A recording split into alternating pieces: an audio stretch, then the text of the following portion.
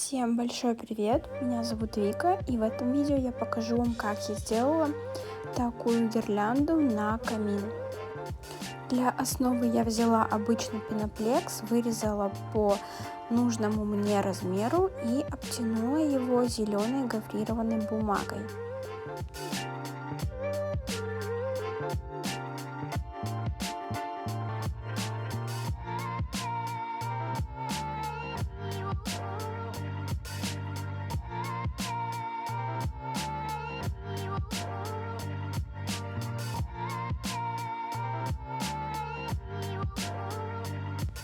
Для этой работы понадобится очень большое количество еловых веточек. Я их приклеиваю на обычные зубочистки, а потом буду вставлять в пеноплекс.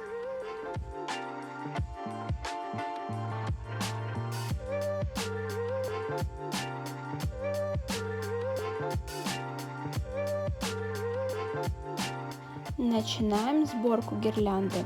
Вставляем веточки, всякие шишки, ягодки, если есть какие-нибудь перышки, веточки, все что угодно и все, что блестит.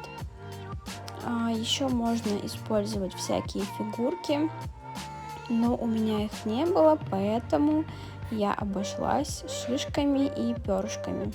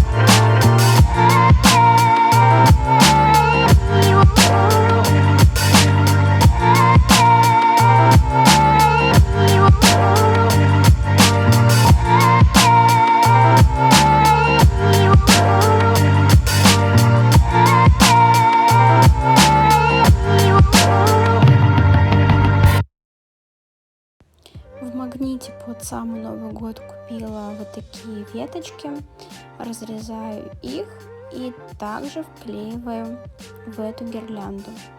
Я еще также покрасила обычные пенопластовые яблочки с Фикс Прайса в красный цвет и тоже вклеила сюда же.